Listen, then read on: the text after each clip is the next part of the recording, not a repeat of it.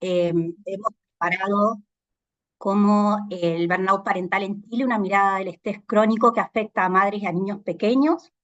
Este es un trabajo que venimos realizando en los últimos años, en donde vamos a mostrar datos de mi Fondesit de iniciación, datos de la tesis doctoral de Carolina, y datos de el estudio que hicimos en el que participamos de una red internacional de estudio en burnout parental. Entonces, y al principio vamos a conversar y a contarles un poco qué es el burnout parental, por qué es importante mirarlo, qué sabemos sobre la prevalencia en la región de este síndrome, hablar un poquito sobre las desigualdades de género y las tareas de cuidado, en qué sabemos sobre el impacto en el desarrollo infantil, cómo este síndrome impacta también en los hijos, las hijas, una aproximación de este síndrome desde medidas fisiológicas y qué podemos hacerlo para prevenir o cómo tratamos este síndrome desde la mirada más clínica. Entonces, ¿qué es el burnout parental? El burnout parental ha sido definido como un síndrome que se produce por una exposición constante a un estrés crónico, ¿sí? En donde la cantidad de estresores son mayores a la cantidad de recursos que tenemos para hacerle frente. Entonces se producen 4 grandes síntomas, por eso hablamos de síndrome. El primero tiene que ver con el agotamiento excesivo, en donde los padres, las madres, los cuidadores se sienten muy agotados, ¿sí? Y este agotamiento es un agotamiento desde lo físico, desde lo cognitivo y desde lo emocional, ¿no? Una sensación subjetiva que solo pedirle a la persona que piense en que se tiene que levantar a hacerle el desayuno a los niños, ¿no es cierto? Es casi como si le estuviéramos pidiendo que se levante a las 5 de la mañana a subir un cerro. Como ese es como la sensación como de cansancio respecto a las tareas, ¿no? Después está la sensación o el síntoma que tiene que ver con un distanciamiento emocional con los hijos, las hijas, ¿no? Porque este es un estrés crónico que se circunscribe a la crianza, eso parece que no lo mencioné. En definitiva, este distanciamiento emocional tiene que ver con la sensación de estar funcionando como en piloto automático, ¿no? Es decir, estos padres, madres o cuidadores se desempeñan en sus tareas cotidianas, pero lo hacen con la sensación de que estuvieran haciéndolo en piloto automático, ¿no? No están realmente ahí, viendo lo que está sintiendo, lo que le está pasando a su hija, ¿no? Y este es un síntoma que además desde la clínica tiene empieza a generar consecuencias, ¿no es cierto?, que son bien negativas, ¿no? Porque empieza a hacer que las consecuencias sean más graves, ¿no? En términos de no poder conectar con este hijo, con esta hija y con sus necesidades. Después está la pérdida del placer por la crianza. Sabemos que la crianza es estresante, ¿no es cierto? Pero tenemos momentos, además de los momentos de estrés, momentos en donde sentimos placer por lo que estamos haciendo, ¿no? Hay momentos de disfrute. Estos papás, mamás que desarrollan este síndrome empiezan a sentir que estos momentos placenteros son cada vez menos frecuentes, ¿no? Hasta dejar de sentirlos y empezar a sentir que todo lo que tiene que ver con la crianza, ¿no es cierto?, es algo que agota, que molesta, que es donde no quisiéramos estar, ¿no? Y por último, la sensación de que lo estoy haciendo mal en el rol de papá, de mamá o de cuidador. En definitiva, una sensación que ha sido descrita como una sensación de contraste entre aquella mamá que era y en la que me he convertido, o en aquel papá que era y en el que me he convertido, ¿no? La sensación, este también es un síntoma que tiene mucha importancia en la clínica, porque en definitiva viene muy de la mano este síntoma con la sensación de vergüenza y de culpa, ¿no? Y la vergüenza y la culpa en general hace que las personas tendamos a aislarnos, ¿no? No hablamos sobre lo que nos da vergüenza y lo que nos genera culpa, ¿no? Y entonces este aislamiento puede hacer que se profundicen las consecuencias. Si dentro de los que están escuchando en este momento hay papás y mamás o cuidadores, seguramente están pensando, bueno, quizás yo he tenido burnout parental en algún momento, ¿no? Pero porque todos, ¿no es cierto? Esta es una experiencia bastante transversal en la crianza de sentirnos agotados excesivamente o sentir que hemos funcionado en piloto automático o sentirnos culpables o vergüenza por algo que hemos hecho o hemos dicho como papás o sentir que el único lugar donde quisiéramos estar es en una isla desierta, lejos de nuestros hijos, y no escuchar el mamá o el papá por un buen rato. Pero en realidad, a diferencia de, de esta experiencia bastante transversal en la crianza y este síndrome, que se ha denominado como síndrome de burnout parental, tiene que ver con la intensidad de los síntomas, con que son síntomas que vienen para instalarse, no es que tuvimos un mal día o una mala semana, y además empieza a generar consecuencias a nivel personal, que han sido descritas como irritabilidad, culpa, vergüenza, trastornos del sueño, sobre todo insomnio, síntomas físicos porque existe una desregulación en el eje HPA. Entonces, por ejemplo, si soy una persona que frente al estrés genero jaquecas, ¿no es cierto? Estoy como con muchas más jaquecas que las que frecuentaba, o dolores estomacales, estoy con muchos más dolores estomacales que los que habitualmente me producen. Consumo de alcohol u otras sustancias, ¿no es cierto? Aparece también como consecuencia de la ideación suicida. Y esto es bien grave y tiene que ver con que justamente el rol de ser madre o ser padre abarca mucho de la identidad de la persona, ¿no? Y entonces, a diferencia de el burnout laboral, en donde podemos fantasear con dejar este trabajo que tenemos y dedicarnos a otra cosa, la fantasía en este síndrome es la fantasía de dejar de ser, ¿no? Porque si pensamos en dejar de ser madre o dejar de ser padre, ¿no es cierto? Es una fantasía de dejar de ser, ¿no? De poder dormirnos y no levantarnos más, ¿no? De desaparecer, ¿no? Entonces aparece esta ideación suicida como una ideación suicida más pasiva. Eh, y la ideación es de fuga, ¿no? El tratar de escaparnos de este lugar.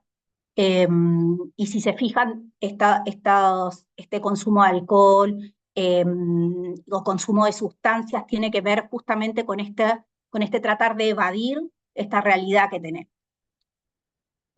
Si existe pareja parental, aparece más distancia en la relación de pareja, aparecen más conflictos y aparece la infidelidad, ¿no? La infidelidad ya sea como una idea, ¿sí? Como una idea como de escape de esto que me genera tanto estrés, o llevado al acting, ¿no?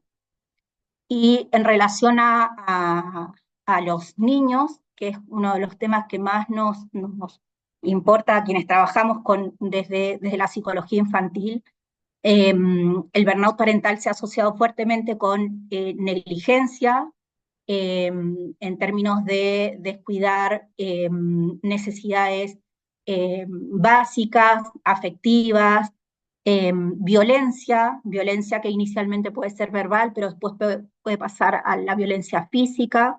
Y esto tiene que ver con que estamos pensando en adultos que están muy cansados, ¿sí? Que están desconectados emocionalmente de sus hijos, ¿no? Y esto hace que sea un terreno súper fértil para que no contemos con los recursos necesarios para hacerle frente, ¿no? Decíamos, bueno, la crianza es estresante de por sí, entonces no necesitamos grandes cosas para estresarnos, ¿no? El hecho de que a mi hijo hoy se le haya ocurrido que no le gustan las lentejas puede ser frente a una situación en donde yo estoy bien, puedo o no darle las lentejas y buscarle otro plato, o jugarle una carrera a ver quién se come más rápido las lentejas, o inventar una historia alrededor de las lentejas. Puedo decirle que se coma 2 cucharadas y suficiente y vamos al postre. No puedo hacer miles de estrategias que se me ocurren en el momento.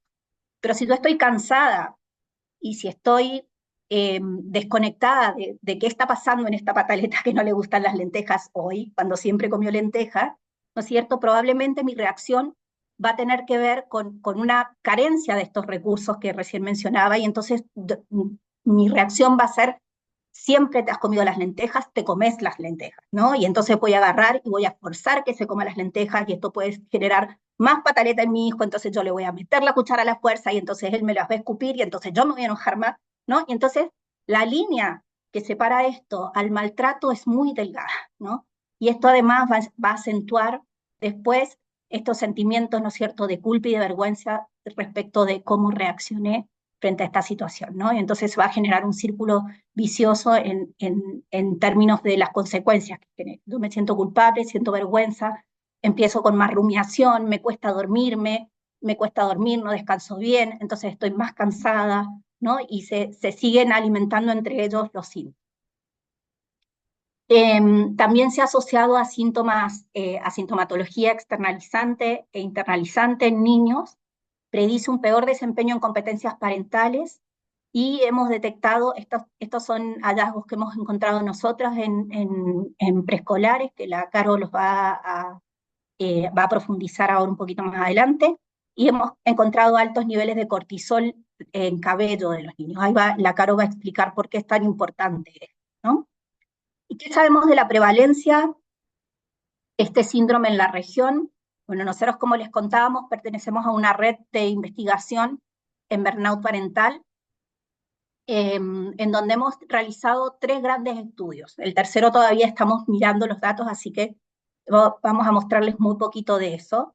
Pero tenemos los datos del primer estudio, que fue antes de la pandemia, y ahí podemos ver en este mapa los países que participaron y la prevalencia de los mismos, ¿no? Mientras más fuerte es el color, la prevalencia es más alta de burnout parental, ¿no? Si se fijan, dentro de Latinoamérica, nosotros somos los que estamos más oscuritos, ¿no? En Chile es donde está más oscurito.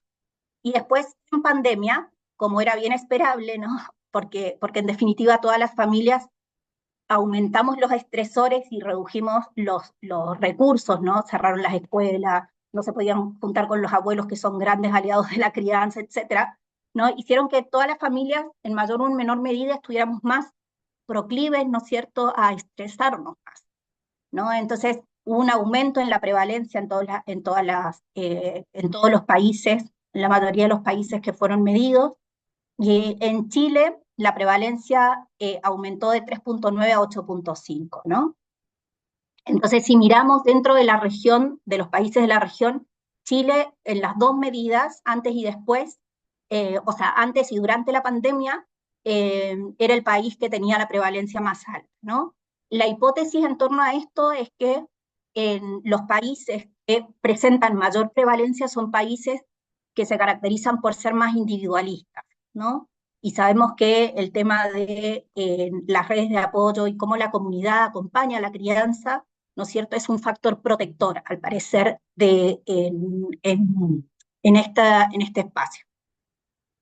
Y bueno, y como es de sospechar, ¿no?, quienes estamos más agotadas somos las mujeres, ¿no?, en cuanto a la prevalencia. Y ahí eso también lo observamos nosotros en el Fondesit. En el Fondesit tuvimos algo que es bien, que es bien destacable, porque fuimos capaces de evaluar a 400 familias, en donde evaluamos tanto a la mamá como al papá, ¿no? Quienes estudian, quienes trabajan con papás, sabemos que los padres participen en estudios, ¿no es cierto?, que tienen que ver con infancia, es súper difícil conseguirlos, ¿no? Nosotras logramos, y bueno, y un poco lo que pasa con el burnout parental es que están sobre representadas en los estudios las mujeres. Sin embargo, nosotros en el Fondesit logramos evaluar a 400 familias, en donde evaluamos tanto a mamás y a papás, y acá lo que vimos fue que, en definitiva, las madres son las que estaban más agotadas, ¿no es cierto? De las 400 familias, 117 estaban en el rango de riesgo moderado con burnout parental, versus los papás, que solamente fueron 46. Y acá, como anecdóticamente, con la Caro, en algún momento para su tesis tratamos de buscar una submuestra en donde tuviéramos solamente un grupo de solo mamás con burnout parental y un grupo de solo papás con burnout parental, y este grupo de solo papás no existía como grupo, ¿no? Después, mirando bien en detalle, dentro de las 400 familias, solamente 2 papás puntuaban más alto que las mamás, ¿no? Y las mamás estaban dentro del rango de riesgo moderado. Entonces, lo que suele pasar es que las mujeres son las que están más quemadas, ¿no? Y si los papás están quemados, las mamás están más quemadas aún. Y respecto a cómo se mantuvo, tuvimos la posibilidad de analizar, hemos analizado los datos que hemos levantado post pandemia, esto solamente con los datos chilenos y solamente con las mujeres. Hicimos este ejercicio para mirarlo y vimos que efectivamente, como era esperar, Se fijan, la línea rosada es la línea que marca el burnout parental. Como era de esperar, el burnout parental aumentó en pandemia y se redujo post pandemia. Sin embargo, se mantuvo relativamente estable respecto a lo que aumentó un poquito respecto a lo que teníamos antes de la pandemia.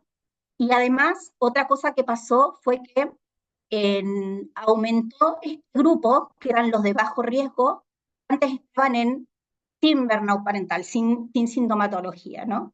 Entonces, algo pasó que post pandemia igual hemos quedado un poco más agotadas, ¿no? A pesar de que bajó el síndrome como tal. Pero los otros riesgos como que se mantuvieron de alguna manera y aparece este grupo de bajo riesgo que antes no estaba o aumenta mucho. Y bueno, eso eran datos solamente mirados en las mujeres. Ahora le voy a dar el pase a Carolina para que nos cuente un poco sobre el impacto en la infancia. Ok, buenas tardes. Considerando lo que ha hasta ahora expuesto Josefina, nosotros nos preguntamos, bueno, ¿cómo es el impacto que quizás este síndrome ha podido ejercer en el desarrollo de niños y niñas? Así que vamos a explicar un poco el trabajo que hemos hecho hasta llegar a los niños y a las niñas. En primer lugar, dentro de la pandemia, nosotros estábamos haciendo una investigación que era cuidando la salud mental de los niños y nos estábamos dando cuenta que muchos niños, especialmente los más pequeños, lo estaban pasando muy mal. Entonces se nos ocurrió que probablemente si estos niños la estaban pasando mal, estas mamás también la estaban pasando mal. Y decidimos hacer este estudio en donde participaron 651 personas, 80% de ellas mamás, 19% de ellos papás. Y lo que encontramos efectivamente, bueno, estas eran mamás y papás que tenían hijos desde los 0 a los 18, o sea, de los días de nacido hasta los 18 años viviendo con ellos en su hogar. Y lo que encontramos cuando hicimos como esta división por rangos etarios es que efectivamente las familias en donde había niños menores de 4 años eran las familias en donde había más puntaje de burnout parental por parte de esta mamá o este papá, ¿ya? Eh, Algo interesante de este estudio es que efectivamente las mamás estaban mucho más quemadas, tenían 15,2 puntos de diferencia, por ejemplo, en relación a los papás. Y algo que nos llamó muchísimo la atención, nosotros veníamos como investigando un poco acerca de qué factores podrían ser protectores para el burnout parental y teníamos ideas de la coparentalidad como un factor protector, entonces empezamos a indagar justo en este periodo de la pandemia. Devolvete un poquito, Jo. Justo en este periodo de la pandemia empezamos a indagar si es que acaso la cooperación coparental ayudaba en algo para que estos síntomas de burnout parental por parte de uno de los dos miembros de la familia fueran un poco menores. Bueno, nos dimos cuenta que familias con niños más pequeños eran las que tenían más riesgo de quemarse, que las mamás eran las más quemadas, pero también nos dimos cuenta que frente a la cooperación coparental disminuía un poco más estos puntajes de burnout parental. Sin embargo, una pregunta bien interesante que tenía que ver con que si la pareja trabajaba de forma remota en casa, esto ayudaba a que disminuyera el burnout parental, porque nosotros pensábamos, bueno, si hay dos adultos en casa, quizás esto podría ayudar. Y la verdad es que nos dimos cuenta que no, que muy por el contrario, esto incrementaba en 6 unidades más el burnout parental en las personas que lo respondían. Y esto obedecía un poco a la dinámica y a varios estudios que inclusive sacó Comunidad Mujer, en donde los hombres durante el periodo de la pandemia dedicaban 0 horas a alguna de las actividades domésticas, en donde muchas de las caracterizaciones también que se hicieron, eh, prácticamente muchos papás trabajaban desde alguna habitación del hogar y la mamá tenía que hacer malabares no solamente con el trabajo, el colegio de los niños, la alimentación. Entonces, fue realmente interesante poder como hacer este zoom en medio de este proceso de pandemia de no solamente cuáles eran las familias o los rangos etarios de los niños que quizás más se afectaban, sino también cómo esta hipótesis de que la cooperación coparental podría contribuir en la disminución o podría ser un factor importante para a futuro intervenir dentro del burnout parental, pues empezaba a dar un poquito más de luces. Ahora sí. También tuvimos este estudio en donde, bueno, Josefina lo planteó al inicio, el riesgo de maltrato y negligencia es mucho más alto frente al burnout parental. Efectivamente, una mamá que está con estos síntomas pierde un poco de sensibilidad parental, pierde la capacidad de poder ser más susceptible a las señales o a la lectura de señales de lo que le puede estar pasando a su hijo o a su hija. Y esto con la crisis sociosanitaria de la pandemia se incrementó mucho más. Entonces, lo que nosotros observamos también es en la misma muestra, en 600 participantes, que a mayor nivel de agotamiento parental se presentó mayor riesgo de maltrato. Y estos estudios que fueron en Chile no solamente ocurrieron durante la pandemia, o este fenómeno no solo ocurrió durante la pandemia en Chile, sino a nivel general, a nivel global. Pero lo que fue interesante de este estudio es que nosotros también incluimos la variable de, bueno, compartir tareas del hogar. Y nos dimos cuenta que esta carga de las familias en donde no se compartían las tareas del hogar incrementaba significativamente el agotamiento parental en las madres. Entonces, era como otra pista que nos permitía ir sumando evidencia en relación a lo importante que era este desarrollo de la coparentalidad. En el siguiente estudio, que es un estudio que estamos terminando de preparar para enviar y que hace parte del Fondo de Iniciación de la JOC, nosotros nos dimos cuenta de dos cosas interesantes. Bueno, lo primero que hicimos fue, quisimos indagar acerca de cómo las competencias parentales de mamás y de papás se veían impactadas por el burnout parental. Y encontramos dos cosas que son muy llamativas. La primera cosa, que no la estoy mostrando, pero que se las quiero contar, es que los papás se queman mucho más rápido que las mamás. Si tuviéramos que hacer una línea en el tiempo, los papás hacen síntomas de estar más agotados físicamente mucho más rápido. Las mamás aguantan un poquito más, agotan otros recursos, y siendo el último síntoma el del malestar físico. En los papás es al contrario. Y esto es interesante porque aún así, este como quemarse más rápido nos hace pensar que, a pesar de que pueden tener recursos, estos síntomas generan en ellos más distanciamiento. Y efectivamente y socialmente este distanciamiento uno lo puede percibir como socialmente aceptable en relación a que, bueno, está en este caso la pareja coparental que se puede hacer cargo de los niños y las niñas. Entonces es interesante como poder observar esto. Esto lo traducimos en esta investigación, en donde vimos con la escala de parentalidad, la E2P, que es una escala validada en el contexto chileno, cómo se veían comprometidas estas competencias parentales en relación al burnout parental. Y lo que encontramos va en línea con lo que les acabo de comentar, en donde las madres efectivamente están mucho más quemadas, tienen más competencias parentales en promedio, pero el impacto de las competencias parentales, el impacto al burnout parental sobre las competencias parentales es mucho más desfavorable en los padres.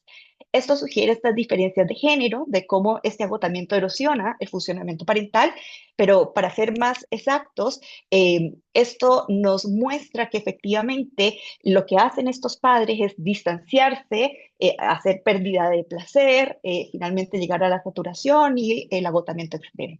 Entonces, y esto es muy distinto a la forma en cómo se queman los papás a cómo se queman las mamás, porque las mamás aguantan hasta el final estos síntomas físicos. Probablemente empieza a aparecer la culpa primero, empieza a aparecer estas otras herramientas, pero lo último que dejan de hacer es distanciarse, no solamente emocional, sino vincularmente de sus hijos. Entonces, esto va muy en línea con estas competencias parentales y con la forma en cómo también socialmente quizás es dentro de los roles de crianza y dentro de las actividades, cómo esto podría impactar en el día a día la cotidianidad de las familias. Ok, ahora sí pasando a los niños, porque era importante contarles cómo hemos ido llegando hasta a los niños, que es el foco central, que fue el foco central de la investigación de mi tesis doctoral. Nosotros hicimos aquí básicamente un análisis de moderación y mediación para observar, aquí teníamos una pregunta bien interesante, y es: ¿qué es primero, el huevo o la gallina? ¿Será que una mamá con burnout parental o un papá con burnout parental percibe a su hijo con más síntomas internalizantes o externalizantes, o sea, más complejos? ¿O será que un niño más complejo en términos de temperamento, con conductas más internalizantes, externalizantes, puede estar generando como esta asociación con el burnout parental. Y tuvimos una variable mediadora, una variable moderadora también, que era la parentalidad positiva o las prácticas de crianza positiva. Y lo que nosotros encontramos es que existen asociaciones que muestran que el burnout parental y las conductas internalizantes y externalizantes de los hijos tienen una relación directa. La parentalidad positiva es un mediador que principalmente funciona bastante bien o se vincula bastante bien entre el burnout parental y las conductas internalizantes y externalizantes, o sea, podría ser un factor protector, pero no es este factor protector se ve mucho más disminuido cuando aparece la conducta externalizante del niño, que es posiblemente la que contribuye más con el agotamiento parental, mucho más aún que la conducta internalizante. Entonces, es interesante como poder observar esto porque efectivamente no pudimos responder a la pregunta de qué es primero, el huevo o la gallina, pero sí podemos decir que son dos factores interesantes que contribuyen no solamente al desgaste parental, sino también a qué es lo que le está pasando a estos niños y cómo a lo mejor esta mamá que está mucho más, o este papá que está mucho más agotado, se queda sin habilidades para poder hacerle frente a cómo desde la sensibilidad, desde la capacidad de poder leer las necesidades de sus hijos, hacerle frente a una pataleta, hacerle frente a estas conductas que pueden ser externalizantes o internalizantes y que lo mencionó la Jo en un momento atrás. Entonces, esta asociación sigue y se mantiene y, bueno, muestra esta relación. Y en línea con eso, ya aterrizando un poco más a los niños, dijimos, ok, síntomas internalizantes, externalizantes, pero ¿y acaso estos niños están entre 3 a 5 años? Esto de alguna manera está impactando su desarrollo cognitivo, que es algo que a mí me interesaba en particular desde las funciones ejecutivas. Así que tomamos una submuestra en donde dividimos a estas mamás en mamás sin burnout parental, o sea que no tenían puntaje de corte para el burnout parental, mamás que estaban en alto riesgo y en burnout parental. Estas son mamás que en la escala puntúan por encima de 50 puntos en la escala de burnout parental. Y mamás que estaban en bajo y moderado riesgo, que estaban entre 46 y 49 puntos, entre 36 y 49 puntos. Entonces, lo que hicimos fue aplicar en estos niños una tarea de funciones ejecutivas que incluía, que es una tarea a través del juego, que es con el instrumento del Airdale Toolbox, y medimos algunas funciones, dentro de ellas las que nos parecieron más relevantes, o sea, todas tenían cambios, ustedes pueden ver aquí están, las mamás sin burno parental, con bajo riesgo, en alto riesgo, y bueno, dentro de lo que pudimos nosotros observar es que los desempeños de funcionamiento ejecutivos son diferentes dependiendo de este grupo de madres.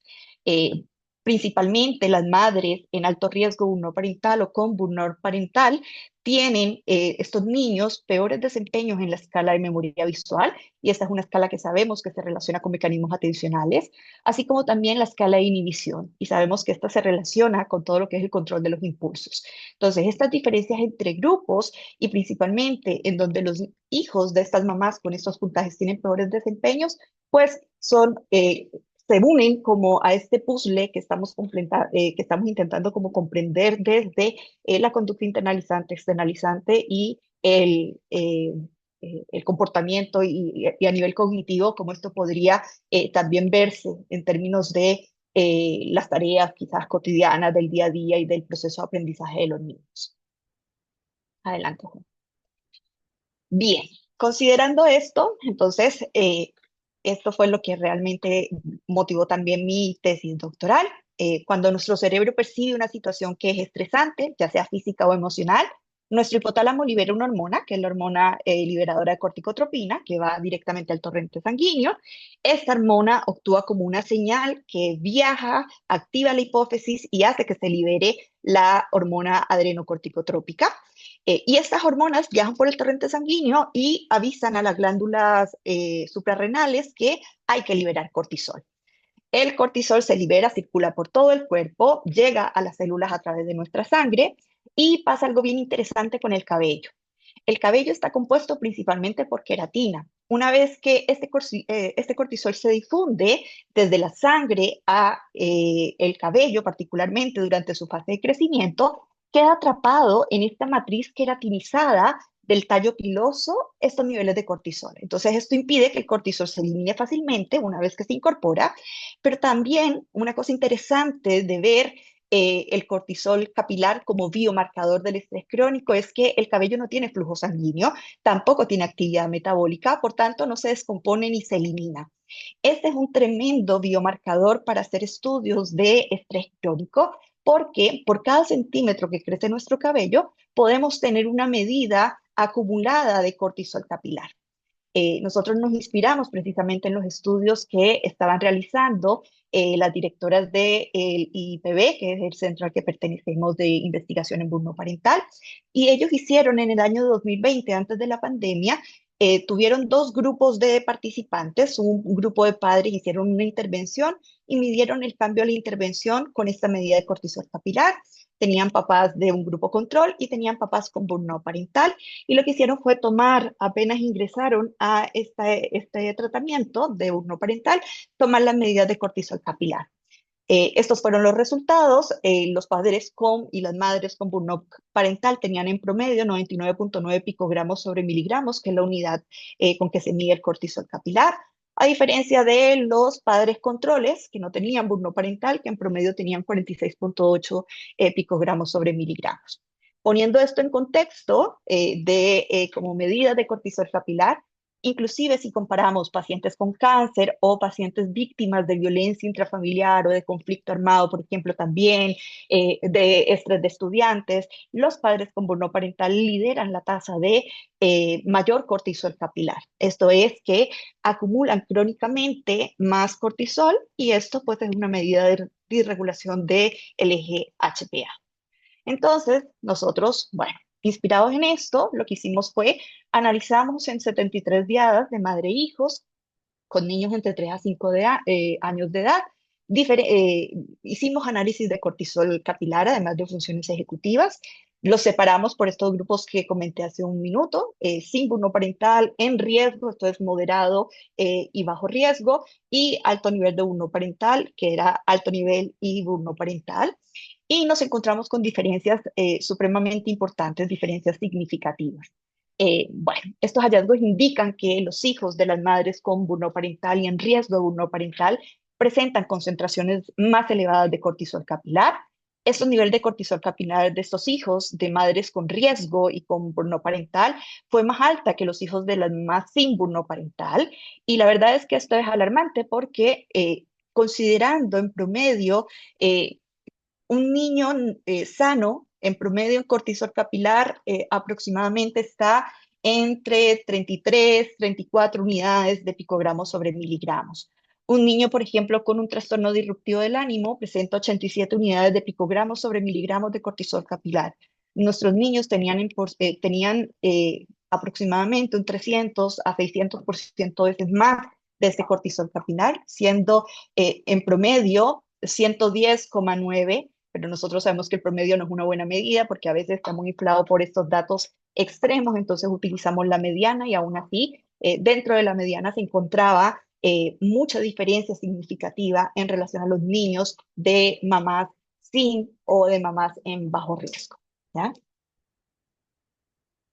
Entonces, con todo esto, bueno, armamos el puzzle de mi tesis doctoral. Esto que están ustedes observando aquí básicamente es un gráfico que presenta un modelo de padanálisis que muestra un ciclo súper complejo de influencias entre el burnout parental y en donde este burnout parental afecta tanto a las madres como a los niños, elevando sus niveles de estrés fisiológico, lo que a su vez se asocia con comportamientos problemáticos, un peor rendimiento en todo lo que son las funciones ejecutivas en los niños. Al mismo tiempo, podemos observar, si hacemos como el seguimiento de los caminos, que hay una asociación positiva y significativa entre el burnout parental y la concentración de cortisol capilar en las madres y en los niños, que este es el camino A y B. Esto indica que a medida que aumenta el burnout parental, también lo hacen los niveles de cortisol capilar en ambas generaciones, y esto sugiere un aumento del estrés fisiológico. Esta concentración de cortisol en las madres también se asocia con un aumento de comportamientos externalizantes en los niños, que es el camino B, y de comportamientos internalizantes, que es el camino C. Esto sugiere que el estrés fisiológico en las madres puede estar relacionado con comportamientos problemáticos también con los niños. La concentración de cortisol en los niños también se asoció con un aumento de comportamientos externalizantes principalmente, que es el camino G. Y esto tiene relación negativa con la inhibición de funciones ejecutivas, que es el camino F, lo que implica que a niveles más altos de cortisol están relacionados con peor funciones ejecutivas, pero en especial con peor control inhibitorio. Todo este camino y este análisis sugiere la influencia entonces del burnout parental sobre las funciones ejecutivas y que esta también podría estar mediada principalmente por este cortisol capilar. Entonces, de una u otra manera, esos resultados no solamente, o todas las investigaciones que hemos ido desarrollando, no solamente nos permiten ver cómo están las mamás, cómo se da este fenómeno, sino también cómo están los niños desde la parte socioemocional, con estos síntomas internalizantes y externalizantes, pero también desde la parte cognitiva, con el desarrollo de sus funciones ejecutivas. Adelante. Está silenciado. Ahí está, ahí sí.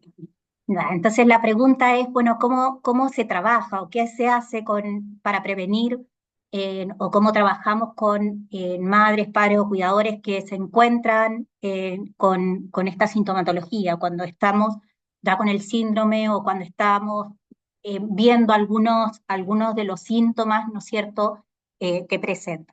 Entonces, acá es importante pensar que cada síndrome tiene su propia historia, ¿no? Y esa historia la tenemos que mirar o la propuesta que se hace, entendiendo la etiología de este síndrome, se hace mirando los estresores y los recursos que tiene cada papá o cada mamá, ¿cierto? O cada cuidador, ¿no? Entonces, la idea es poder mirar cómo volvemos, ¿no es cierto?, al equilibrio que se perdió para el desarrollo del síndrome, ¿sí? Entonces acá toca mirar cuáles son los estresores particulares de esta mamá o de este papá o de este cuidador y cuáles son los recursos que están, ¿no? Y pensando en 4 grandes vías. Primero, cómo eliminamos estresores, o hay estresores que no se pueden eliminar, entonces cómo reducimos estresores. Esa sería como la segunda alternativa. La tercera alternativa es cómo sumamos recursos y la cuarta alternativa es cómo potenciamos recursos. Entonces, por ejemplo, para mí, como mamá, de repente un estresor puede ser la expectativa que tengo yo respecto de lo que es ser una buena madre, ¿no? Para mí ser una buena madre puede tener que ver con, no sé, ser una mamá presente, cuidar su alimentación, darle solo comida orgánica, hacer, no sé, tener momentos de juego, tener tiempo, ¿sí? Y quizás para otra mamá, ¿sí?, con la que trabajo, ser una buena madre tiene que ver con llevarlos al colegio, traerlos, leerles un cuento en la noche, y eso es estar presente para él, ¿no? Entonces depende mucho de la personalidad, de las características individuales, y por otro lado, los recursos también. Entonces, esto para mostrarles que hablamos de distintos niveles, ¿no es cierto? Recursos puede ser algo tan concreto como sumar a alguien que ayude en las tareas domésticas en la casa, o por ejemplo, potenciar un recurso que está, que podría ser el tema de la coparentalidad, pensando en un papá, que es un papá que esté interesado, pero que en definitiva no se le ocurre qué hacer, entonces sentarnos con este papá y ver cuáles son las tareas concretas que hay que hacer y cómo nos distribuimos de forma más equitativa las tareas dentro del hogar, a, no sé, trabajar desde la clínica respecto al ajuste de expectativas. No es lo mismo las expectativas que podías tener con tus hijos antes de la pandemia que durante la pandemia, ¿no? En donde necesitábamos ajustar expectativas respecto a lo que podíamos dar, ¿no? Entonces, son distintos los niveles que tenemos que ir mirando, y básicamente tenemos que mirar distintos niveles, porque cuando hablamos de este síndrome, pensamos el síndrome como multicausal, ¿no? Y acá en esta figura tratamos de mostrar un poco cuáles son aquellas variables que influyen en el desarrollo del síndrome, ¿no? Algunas las hemos ido mencionando a lo largo de la presentación, como por ejemplo el individualismo, cómo generamos en sociedades o comunidades, ¿no es cierto?, que sean una red de sostén, ¿no es cierto?, para estas familias que crían, o cómo trabajamos la relación con los hijos, cómo pensamos el tema de la coparentalidad, cómo incluimos más, ¿no es cierto? Estamos viendo que son las madres las que se están llevando más la carga, bueno, cómo incluimos más a este papá en la crianza, ¿no es cierto? También es una forma de ir trabajando.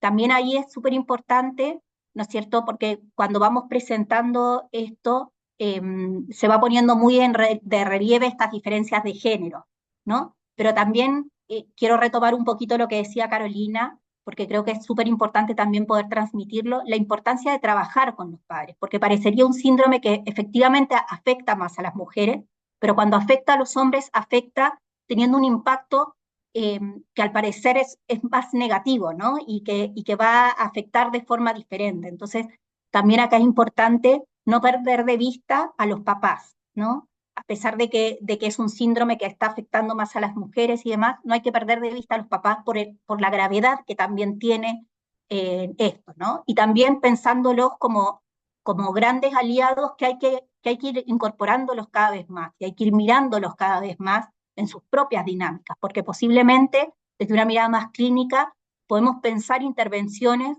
que son distintas cuando trabajamos con mamás que cuando trabajamos con papás, ¿no?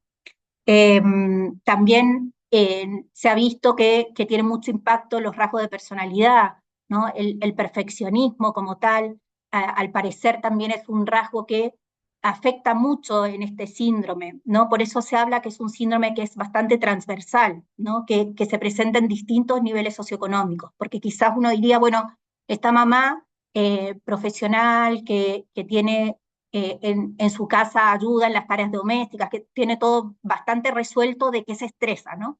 Pero hay otros factores que ponemos en esta balanza, por eso es importante mirar la balanza como con su historia personal individual, ¿no? Ir mirando el caso a caso, porque ese desglose o esa subjetividad que hay en cada una de las historias nos va a ir dando las pistas de por dónde se va a trabajar, ¿no? Pero creo que un ejercicio súper concreto, y ahí vuelvo a esta lámina, cuando uno trabaja con papás, con mamás con este síndrome, el primer ejercicio que uno hace es justamente esto, ¿no? Ahí se ven como post-it porque en definitiva uno trabaja así, de concreto, ¿no? Decir, bueno, pongamos acá una lista de todos tus estresores y pongamos una lista de cuáles son tus recursos, y de ahí uno empieza a trabajar en función de cuáles son los que pesan más, cuáles son aquellos cambios que podemos hacer que pueda tener un efecto dominó en los cambios que realizamos, ¿no es cierto? ¿Cuál es el costo-beneficio de ponernos a trabajar en un punto, ¿no es cierto? Sabemos que la coparentalidad es muy buena, pero estamos frente a un papá que tiene una parada súper machista y tradicional respecto al... Entonces, trabajar en ese puente, en ese punto, quizás no nos va a dar el efecto que necesitamos, ¿no es cierto?, para aliviar la carga a esta mamá. Entonces, el ir pensando el caso a caso y ir ayudándolos también a ellos a mirar, ¿no? Y esta también, como está cerrando un poco las ideas, esta también es una pregunta que aparece muchas veces cuando hablamos de este síndrome, y es, ¿para qué seguir poniendo etiquetas, ¿no? ¿Para qué hablar del síndrome de burnout parental, ¿no? ¿Para qué seguimos dándole nombres eh, poniendo etiquetas a los distintos problemas? Y en definitiva, lo que hemos visto es que el hecho de poder darle un nombre a lo que les está pasando a estos papás, a estas mamás, a estos cuidadores, los ayuda a entender primero que no están solos, que es algo que pasa más de lo que ellos creen que pasa, ¿no? Y también les estamos dando un nombre a algo que tiene un camino de regreso, ¿no? Cuando les mostramos esta balanza de la cantidad de estresores que están asumiendo, ¿sí? Que tiene que ver con que no es una mala mamá, no es un mal papá, ¿sí? Sino que, en definitiva, hace mucho tiempo que está poniendo demasiado en el platillo de los estresores y se están agotando los recursos, les hace sentido, ¿no? Y les hace sentido y les abre también una ventanita hacia dónde tenemos que ir avanzando, ¿no? Para poder revertir esta situación. Eh, Eso, no sé, Caro, si querés agregar algo, solamente es cerrar con esta imagen de las personas que están también detrás de estos datos, distintos colaboradores con los que hemos trabajado y con los que pudimos realizar eh, los distintos estudios que hemos presentado. Muchas gracias.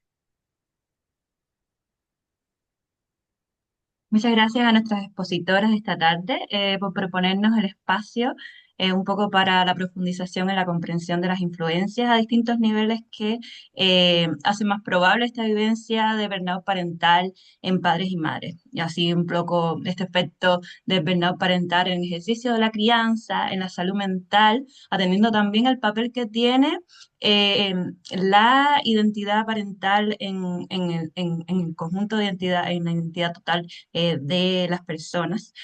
Acá en este espacio le damos la palabra al resto de los participantes para que nos puedan hacer preguntas, puedan hacerles preguntas a las expositoras acerca de su presentación.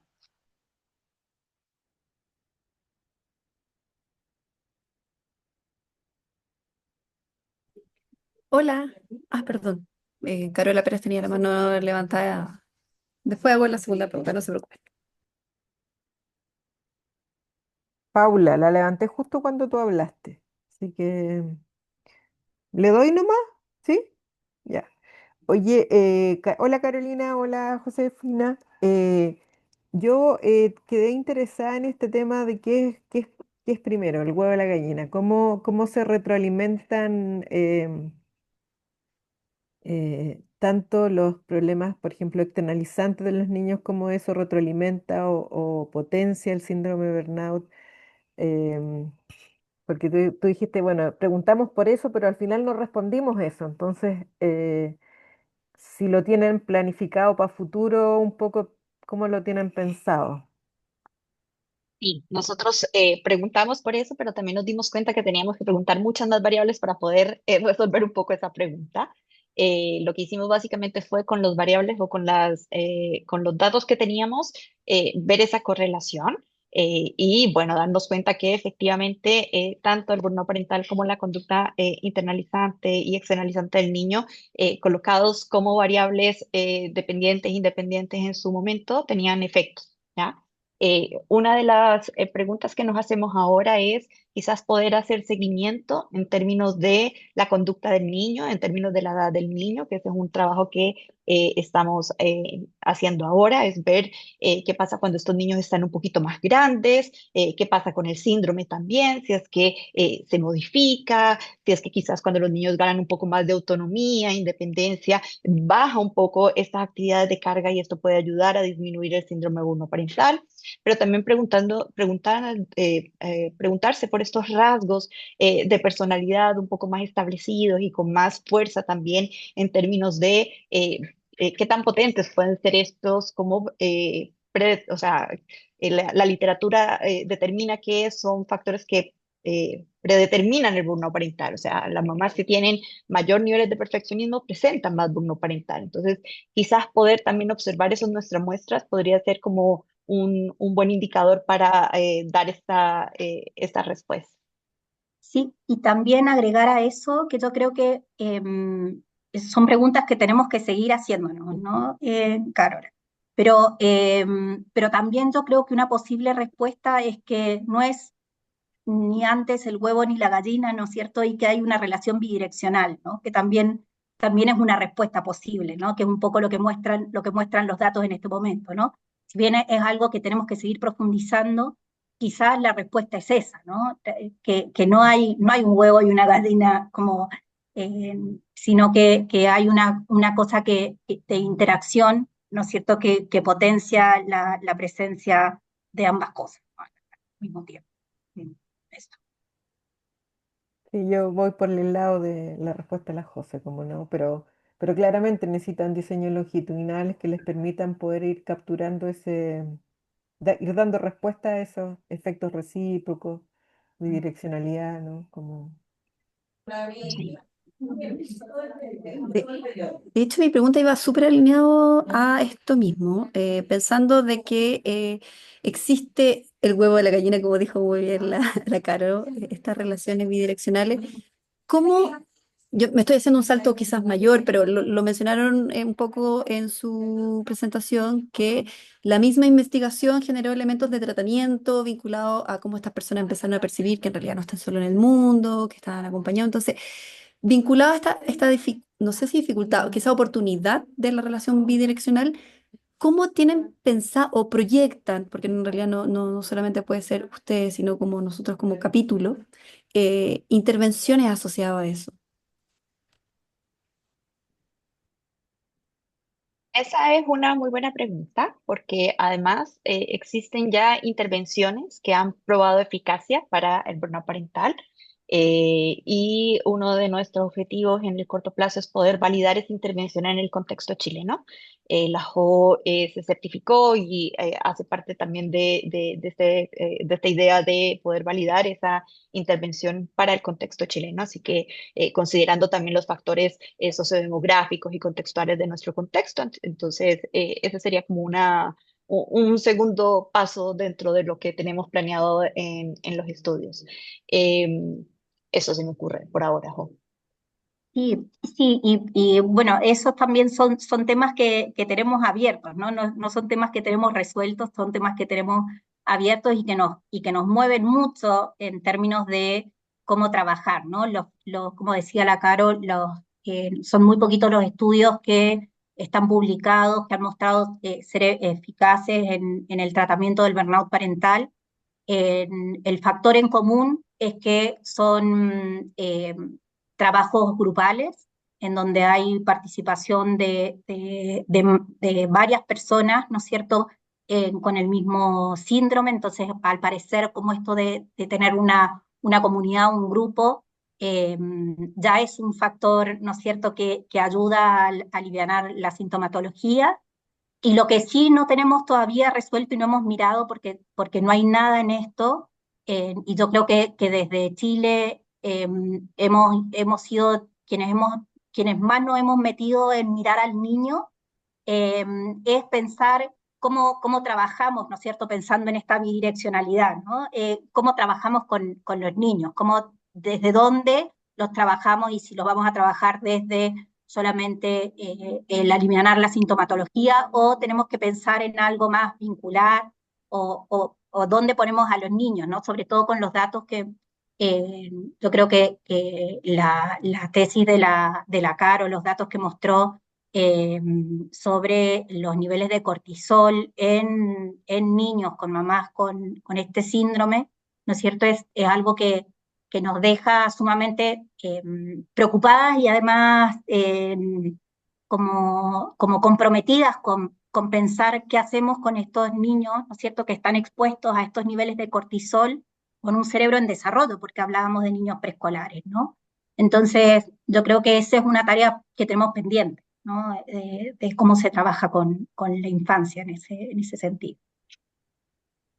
Nosotros ahora, bueno, seguimos igual trabajando, tuvimos la oportunidad de ganarnos el Fondo Interuniversitario, ahí estamos con la Dani trabajando con los patrones observacionales de interacción entre las madres y los niños.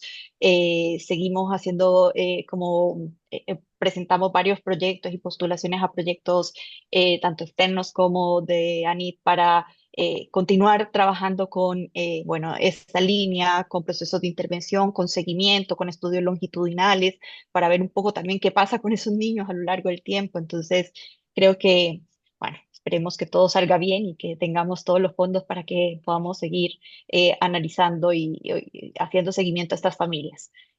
Así que por ahora estamos como en proceso de ir conociendo y descubriendo también un poquito más qué pasa con los niños. Carola. Yo tengo otra pregunta, pensando un poco en lo que decían ¿no? Del alta perfeccionismo de las mamás como una característica como de personalidad que podría ser un factor de riesgo para el desarrollo de burnout parental, pero en general esa característica como que es factor de riesgo para el desarrollo de distintas psicopatologías, ¿no? Como no solo de burnout parental. Entonces, un poco la pregunta quizás iba en la línea de em, cuánto es posible discernir, diferenciar lo que es el estrés, o sea, o qué tan posible es que una mamá o un papá presente burnout parental y no presente otros problemas de salud mental, de estrés o de otras patologías que de alguna manera son comórbidos con eso, y cuánto uno podría decir esto es a causa del estrés parental y no a causa de otros problemas de salud mental. Bueno, nosotras ahora justamente la postulación al Fondesit regular va un poco en esa línea, ¿no? En particular con la depresión, ¿no? Porque se ha visto que hay relación entre el burnout parental y la depresión, pero queremos saber cómo es esa relación, ¿no? No hay estudios longitudinales en burnout parental, entonces queremos tratar de entender cómo hay cómo evoluciona el síndrome, cómo hay mamás que se recuperan, hay mujeres que terminan desarrollando, porque la diferencia diagnóstica con la depresión, que comparten algo de la sintomatología, es justamente que está circunscrito al tema de la crianza, ¿no? Pero esto en la medida en que se vaya ampliando en los espacios, ¿no es cierto?, puede desarrollar un trastorno del ánimo, ¿no? Entonces, justamente esa es una de las preguntas que tenemos abiertas, ¿no? Tratar de mirar de forma longitudinal, levantar también un estudio con una mirada más cualitativa para ir viendo qué está pasando, ¿no es cierto?, en ese desarrollo del síndrome y tratar de explorar cuáles son los vínculos y cómo se da esa relación en particular con la depresión, que es la que hemos propuesto en este estudio, pero de todas maneras eh, están dentro de las preguntas que nos estamos haciendo, sí. Sí, y es interesante, te comparto una experiencia que estamos teniendo, de hecho, ahora con Dani y con Josefina en el estudio interuniversitario. Nosotros utilizamos un instrumento de control, que es el PCS, que es un instrumento de control de estrés en los últimos 3 meses, ¿ya? Y efectivamente, las mamás que tienen más burno parental también presentan más puntuación de, el PCS. Bueno, también tenemos mamás sin burno parental con un puntaje moderado del PCS. Pero no encontramos ninguna sola mamá de esas mamás. Nosotros la pusimos en la categoría de mamás felices. Fue muy difícil encontrar mamás que tuvieran PCS bajo y, o sea, sin no parental, pero además PCS bajo. De hecho, nos tocó mover un poquito la escala en términos de hacer el ajuste de no vamos a encontrar mamás con PCS por debajo de 14, por tanto, vamos a tener que incluir la escala de bajo riesgo del PCS porque efectivamente no existía, no llegó ni una sola mamá sin estrés de la vida cotidiana. Así que, nada, como también para comentarte un poco de, claro, existe esa comorbilidad y bueno, Mm, esta comorbilidad no solamente es con el estrés, también con la ansiedad, con la depresión, entonces ujú. poder seguir esa línea va a ser interesante.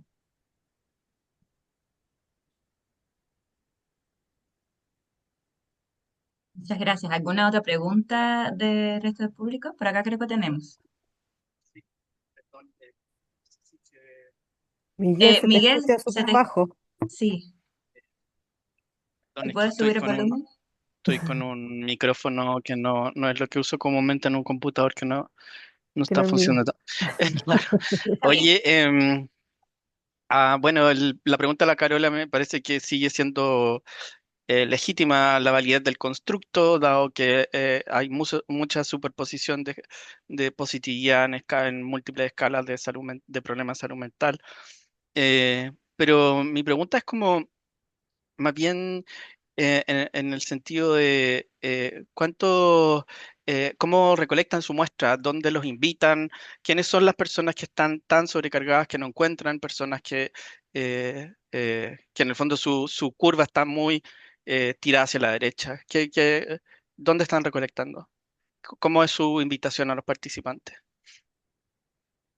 En el estudio, en el interuniversitario que mencionaba Carolina recién, ese Sí, ahí. lo hicimos a partir de redes sociales, de grupos de WhatsApp, de colegios, de eh, Jardines infantiles. esos jardines infantiles, eh, esos han sido los espacios. O Hay que sea, mi, aclarar re- que mi, son recomenda- mi recomendación es que siempre que ustedes recolecten muestras a través de redes sociales, van a tener la muestra hacia la derecha, porque las personas que contestan en redes sociales son personas facilitadas para querer hablar sobre su estrés parental, porque leen eso entonces si uno quiere tener una muestra que realmente represente a la población y vean a las personas que están a la izquierda de la distribución, necesitan tener un acceso distinto. Entonces, por ejemplo, ir a un grupo, a un jardín y encuestar a todos los padres en una sala, en una reunión de padres, muy distinto lo que van a observar que si hacen el llamado de la manera que lo hacen en redes sociales.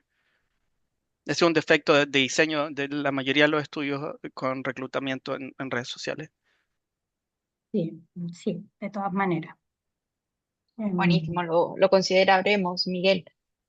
Ahora es una fantasía que todos los papás te van a contestar. Eso es una fantasía O también. sea, no una fantasía, porque si tú le haces una encerrona en una reunión de clase, Pero no te van eh, a contestar. Sí, No. lo hemos hecho, lo hemos hecho, lo hemos hecho y ha sido súper complejo, sí, yo pero sé que es difícil reclutar personas siempre para cualquier estudio, pero hay que hacer el esfuerzo porque si no uno se queda con una visión muy pesimista y Eso sí. fragmentada de la realidad.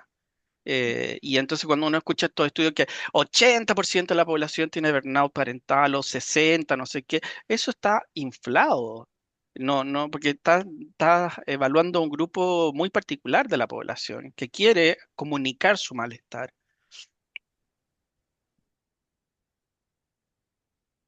Sí, sí, totalmente, ¿no? Sí, tiene también la dificultad, ¿no es cierto?, de quienes tienen acceso a las redes ¿no es cierto? Y quienes, lo que pasó, por ejemplo, en pandemia, siempre nos vamos a encontrar con ese tipo de sesgos, ¿no? En pandemia también, una cosa que pasó mucho fue que quienes participaban finalmente tenían un nivel educacional alto, porque era a quienes les parecía importante participar en estas cosas, ¿no? Entonces sí, efectivamente hay que mirar los datos entendiendo ese contexto.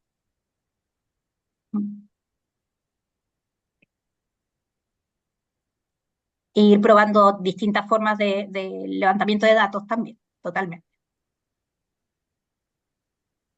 ¿Alguna otra pregunta? Gracias.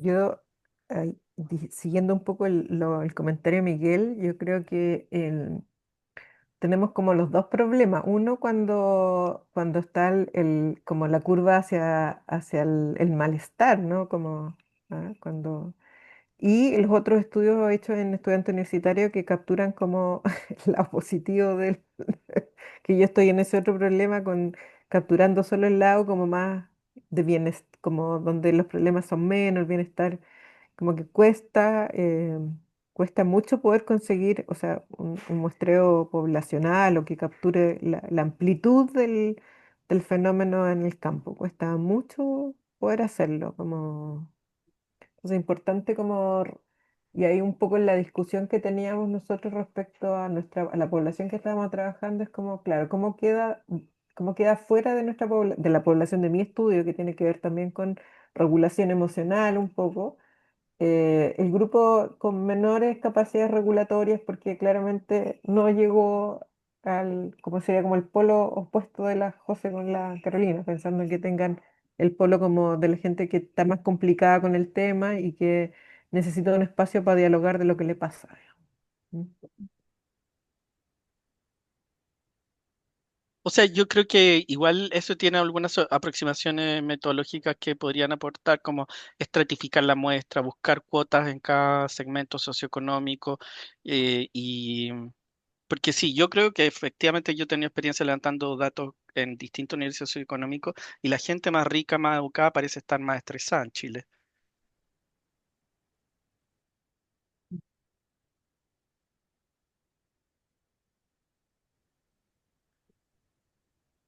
Solo la más, solo la más rica, Miguel. Hay un sesgo, los ricos parecen reportar más malestar, Mm.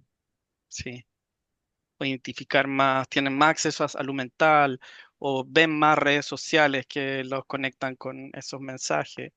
Creo que aquí hay un fenómeno cultural también con el tema de la Mm. salud mental que no hay que obviar, que todo llega a ser un problema de salud mental.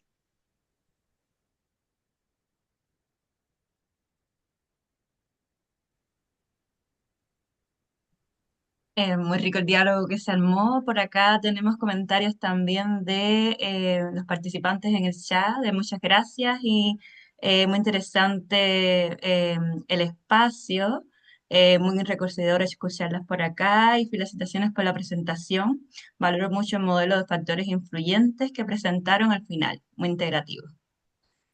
Eh, ¿Alguna otra pregunta, comentario de los asistentes?